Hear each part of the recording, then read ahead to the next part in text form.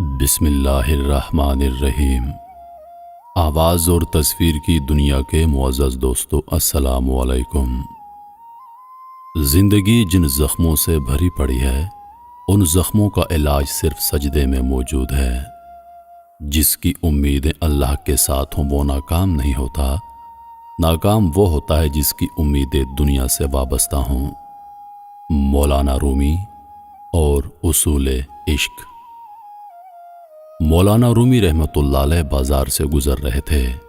مولانا صاحب کے سامنے کریانے کی دکان تھی۔ ایک درمیانی عمر کی خاتون دکان پر کھڑی تھی اور دکاندار وارفتگی کے عالم میں اس خاتون کو دیکھ رہا تھا۔ وہ جس چیز کی طرف اشارہ کرتی دکاندار ہاتھ سے اس بوری سے وہ چیز نکالنے لگتا اور اس وقت تک وہ چیز تھیلے میں ڈالتا جاتا جب تک خاتون کی انگلی کسی دوسری بوری کی طرف نہیں جاتی، اور دکاندار دوسری بوری سے بھی اندھا دھند چیز نکال کر تھیلے میں ڈالنے لگتا۔ یہ عجیب منظر تھا۔ دکاندار وارفتگی کے ساتھ گاہک کو دیکھ رہا تھا اور گاہک انگلی کے اشارے سے دکاندار کو پوری دکان میں گھما رہا تھا، اور دکاندار الادین کے جن کی طرح چپ چاپ اس کے حکم پر عمل کر رہا تھا۔ خاتون نے آخر میں لمبی سانس لی اور دکاندار کو حکم دیا، چلو بس کرو، آج کی خریداری مکمل ہو گئی۔ دکاندار نے چھوٹی چھوٹی تھیلیوں کے منہ بند کیے۔ یہ تھیلیاں بڑی بوری میں ڈالیں، بوری کندھے پر رکھی اور خاتون سے بولا، چلو زبیدہ، میں سامان تمہارے گھر چھوڑ آتا ہوں۔ خاتون نے ہاں میں گردن ہلا دی اور پوچھا، کتنا حساب ہوا؟ دکاندار نے جواب دیا، زبیدہ، عشق میں حساب نہیں ہوتا۔ خاتون نے غصے سے اس کی طرف دیکھا، واپس مڑی اور گھر کی طرف چل پڑی۔ دکاندار بھی بوری اٹھا کر چپ چاپ اس کے پیچھے پیچھے چل پڑا۔ مولانا صاحب یہ منظر دیکھ رہے تھے۔ دکاندار خاتون کے ساتھ چلا گیا تو مولانا صاحب دکان کے تھڑے پر بیٹھ گئے اور شاگرد گلی میں کھڑے ہو گئے۔ دکاندار تھوڑی دیر کے بعد واپس آ گیا۔ مولانا صاحب نے دکاندار کو قریب بلایا اور پوچھا، یہ خاتون کون تھی؟ دکاندار نے ادب سے ہاتھ چومے اور بولا، جناب، یہ فلاں امیر خاندان کی نوکرانی ہے۔ مولانا صاحب نے پوچھا، تم نے اس سے بغیر تولے سامان باندھ دیا، پھر اس سے رقم بھی نہیں لی، کیوں؟ دکاندار نے عرض کیا، مولانا صاحب، میں اس کا عاشق ہوں، اور انسان جب کسی کے عشق میں مبتلا ہوتا ہے تو پھر اس کے صاف حساب نہیں کر سکتا۔ دکاندار کی یہ بات سیدھی مولانا صاحب کے دل پر لگی۔ وہ چکرائے بے ہوش ہو کر گر پڑے۔ شاگرد دوڑے، مولانا صاحب کو اٹھایا، ان کے چہرے پر عرق گلاب چھڑکا، ان کی ہتھیلیاں اور پاؤں رگڑے۔ مولانا صاحب نے بڑی مشکل سے آنکھیں کھولی۔ دکاندار گھبرایا ہوا تھا۔ وہ مولانا صاحب پر جھکا اور ادب سے عرض کیا، جناب، اگر مجھ سے غلطی ہو گئی ہو تو میں معافی چاہتا ہوں۔ مولانا صاحب نے فرمایا، تم میرے محسن ہو، میرے مرشد ہو، کیونکہ تم نے آج مجھے زندگی میں عشق کا سب سے بڑا سبق دے دیا۔ دکاندار نے حیرت سے پوچھا، جناب وہ کیسے؟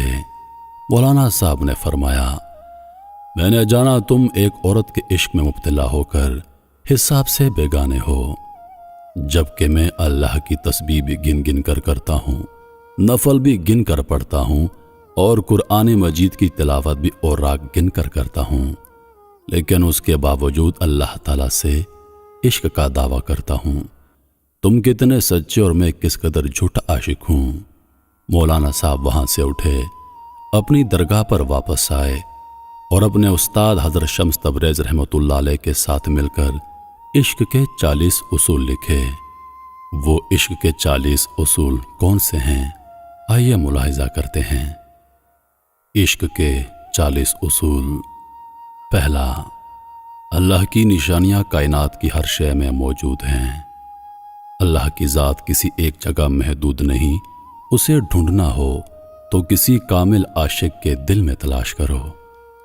حقیقی ایمان دل کی پاکیزگی سے مشروط ہے۔ نفرت اور غرور دل کے ایسے داغ ہیں جنہیں دنیا کا پاک ترین پانی بھی صاف نہیں کر سکتا۔ لباس کی پاکیزگی کے لیے پانی اور دل کی پاکیزگی کے لیے محبت ضروری ہے۔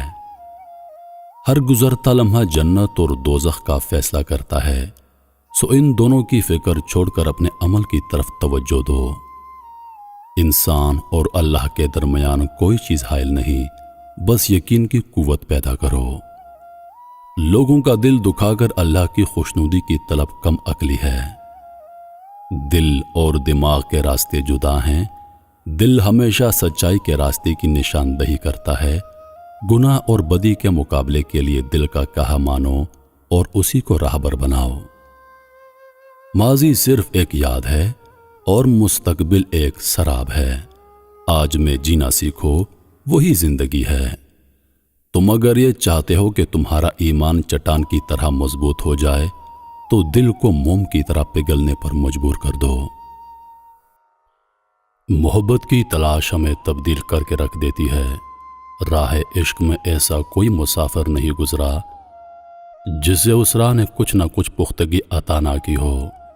جس لمحے تم محبت کی تلاش کا سفر شروع کرتے ہو، تمہارا ظاہر اور باطن تبدیلی کے عمل سے گزرنا شروع ہو جاتا ہے۔ آسمان پر شاید اتنے ستارے نہ ہوں جتنے دنیا میں جھوٹے اور ناقص شیوخ پائے جاتے ہیں۔ تم کبھی بھی کسی سچے مرشد کو کسی ایسے مرشد سے مت ملانا جو نفس کا پجاری ہو اور اپنی ذات کا اسیر ہو۔ ایک سچا مرشد کبھی بھی تمہیں اپنی ذات کا اسیر بنانے کی کوشش نہیں کرے گا اور نہ ہی اپنے نفس کے لیے تم سے تابعداری اور تعریف و توصیف کا تقاضا کرے گا۔ زندگی میں جو بھی تبدیلی تمہارے راستے میں آئے، اس کے استقبال کے لیے تیار رہو۔ اس کی مزاحمت مت کرو، بلکہ زندگی کو اس بات کا موقع دو کہ تم میں سے گزر کر اپنا راستہ بنا سکے۔ اس بات کی فکر مت کرو کہ زندگی میں نشیب و فراز آ رہے ہیں۔ تمہیں کیا پتا کہ آنے والی تبدیلی تمہارے حق میں بہتر ہے یا موجودہ حالت بہتر ہے۔ ہر انسان ایک تشنہ تکمیل فن پارا ہے، جس کی تکمیل کے لیے خود ہر انسان کے ساتھ داخلی اور خارجی طور پر مصروف کار ہے۔ یہ ایک مسلسل عمل ہے۔ خدا ہم میں سے ہر ایک کے ساتھ انفرادی سطح پر معاملہ کرتا ہے، کیونکہ انسانیت ایک بے حد لطیف اور نفیس مصوری کا شاہکار ہے۔ ایک بلند و برتر ذات اور ہر طرح کے نقص سے پاک خدا سے محبت کرنا بظاہر تو آسان سی بات معلوم ہوتی ہے، لیکن اس سے کہیں زیادہ مشکل بات یہ ہے کہ انسان اپنے ابنائے جن سے محبت کرے، جن میں ہر طرح کی کمزوریاں اور خامیاں پائی جاتی ہیں۔ اصل ناپاکی تو اندر کی ناپاکی ہے، باقی سب تو آسانی سے دھل جاتا ہے۔ گرد و غبار کی بس ایک ہی قسم ہے جو پاکیزہ پانی سے صاف نہیں ہو پاتی، اور وہ ہے نفرت اور تعصب کے دھبے جو روح کو آلودہ کر دیتے ہیں۔ پوری کی پوری کائنات ایک انسان کے اندر موجود ہے۔ تم اور تمہارے ارد گرد جو کچھ تمہیں دکھائی دیتا ہے، تمام چیزیں خواہ تمہیں پسند ہو یا ناپسند، تمام لوگ خواہ تم ان کے لیے رغبت محسوس کرتے ہو یا کراہت، یہ سب کے سب تمہارے اپنے اندر کسی نہ کسی درجے میں ملیں گے۔ چنانچہ شیطان کو باہر مت دیکھو بلکہ اپنے اندر تلاش کرو۔ شیطان کوئی ایسی غیر معمولی قوت نہیں جو تم پر باہر سے حملہ آور ہوتی ہے، بلکہ تمہارے اندر سے ابھرنے والی ایک معمولی سی آواز کا نام ہے۔ اگر تم چاہتے ہو کہ لوگ تمہارے ساتھ اپنے برتاؤ کو اور رویے کو تبدیل کر دیں، تو اس کے لیے پہلے تمہیں اس رویے کو تبدیل کرنا ہوگا جو تم اپنے آپ کے ساتھ روا رکھتے ہو۔ اس بات پر پریشان مت ہو کہ راستہ کہاں لے کر جائے گا، بلکہ اپنی توجہ اپنے پہلے قدم پر رکھو، یہی تمہاری ذمہ داری ہے۔ اس نے ہم سب کو اپنی صورت پر پیدا کیا ہے، لیکن اس کے باوجود ہم سب ایک دوسرے سے مختلف اور یکتا و ممتاز ہیں۔ کوئی بھی دو انسان ایک جیسے نہیں، کوئی بھی دو دل یکساں طور پر نہیں دھڑکتے۔ اگر وہ چاہتا کہ سب لوگ ایک جیسے ہو جائیں تو وہ ان کو ایک جیسا بناتا۔ جب اس کا سچا چاہنے والا کبھی میکدے میں جا پہنچے تو وہ میکدہ اس کے لیے محراب و مصلی کی صورت اختیار کر لیتا ہے، لیکن اگر کوئی بہکا ہوا مسجد میں چلا جائے تو وہ اس کے لیے میخانہ بن جاتی ہے۔ جو کچھ بھی ہم کرتے ہیں اس میں اصل کردار تو ہمارے دل کا ہے، ہمارے اندر کا ہے، ظاہر کا نہیں۔ زندگی تو ایک ادھار کے مانند ناپائیدار ہے، اور اصل حقیقت ایک دھندلا سا خاکہ اور نقل۔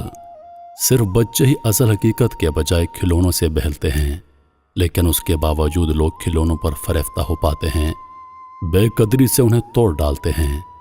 پروردگار کی سلطنت میں انسان کو بہت خاص مقام و مرتبہ حاصل ہے۔ اللہ نے کہا، اور میں نے اس کے اندر اپنی روح میں سے پھونک دیا۔ ہم میں سے ہر ایک کو اس قابلیت کے ساتھ پیدا کیا گیا ہے کہ وہ اس کا خلیفہ بن سکے۔ اپنے آپ سے پوچھو، کیا تمہارے اعمال اس کے خلیفہ جیسے ہیں؟ یاد رکھو، ہم پر لازم ہے کہ ہم اس رحمانی روح کو جو ہم میں پھونکی گئی ہے اس کو اپنے اندر دریافت کریں، پہچانیں اور اس کے ساتھ جئیں۔ جنت اور دوزخ کے بارے میں فکر مند رہنا چھوڑ دو، کیونکہ جنت اور دوزخ یہی ہیں، اسی لمحہ موجود میں ہیں۔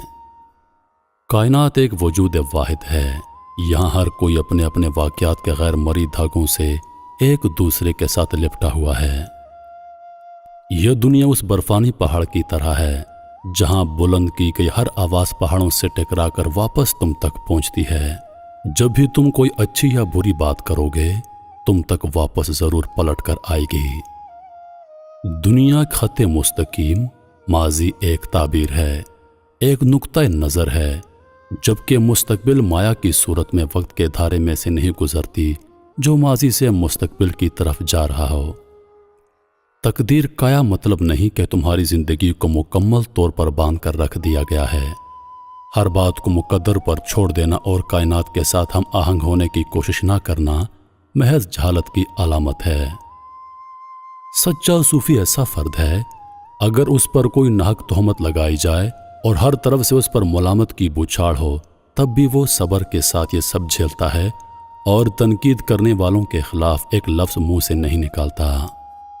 اگر تم اپنا ایمان مضبوط کرنا چاہتے ہو تو اس کے لیے تمہیں اپنے اندر کی سختی کو دور کرنا ہوگا۔ چٹان کی طرح مضبوط ایمان کے لیے کسی پرندے کے پروں سے بھی زیادہ نرم دل درکار ہے۔ کوئی امام، کوئی پادری، کوئی ربی اور اخلاقی مذہبی قائدین میں سے کوئی بھی تمہارے اور تمہارے رب کے بیچ حائل نہیں ہونا چاہیے، حتیٰ کہ تمہارا ایمان اور تمہارا روحانی مرشد بھی نہیں۔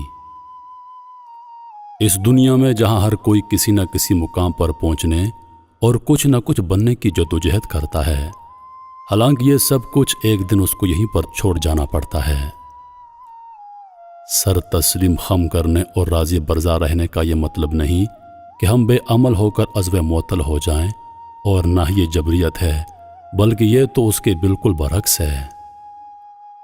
اس دنیا میں جہاں ہم رہ رہے ہیں، یکسانیت اور ہمواریت ہمیں آگے لے کر نہیں جاتی، بلکہ مخالفت اور تضاد آگے لے کر جاتا ہے۔ دنیا عمل اور اس کے رد عمل کے اصول پر قائم ہے۔ نیکی کا ایک قطرہ یا برائی کا ایک ذرہ بھی اپنا رد عمل یا نتیجہ پیدا کیے بغیر نہیں رہتے۔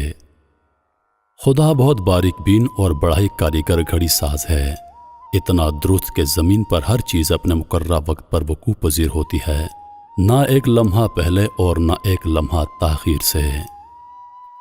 کوئی حرج نہیں اگر زندگی کے کسی بھی مرحلے میں ہم اپنے آپ سے یہ سوال پوچھیں کہ کیا میں اپنا طرز زندگی اور اپنی روش بدلنے کے لیے تیار ہوں؟ کیا میں اپنا آپ بدلنے کے لیے تیار ہوں؟ اگر دنیا میں ہماری زندگی کا ایک دن بھی گزرے ہوئے دن کے مساوی گزرے تو بڑی حسرت کا مقام ہے۔ جز تبدیل ہوتا رہتا ہے، لیکن اس کا کل ویسے کا ویسا رہتا ہے۔ محبت کے بغیر زندگی بےمعنی ہے۔ مت سوچو کہ مجھے کس قسم کی محبت کی تلاش ہے، روحانی یا جسمانی، ملکوتی یا ناسوتی، مشرقی یا مغربی۔ محبت کی یہ تقسیم مزید تقسیم پیدا کرتی ہے۔ محبت کا کوئی عنوان نہیں ہوتا، نہ ہی کوئی مخصوص تعریف، یہ تو ایک سادہ اور خالص چیز ہے۔ بس محبت آب حیات بھی ہے اور آتش روح بھی ہے۔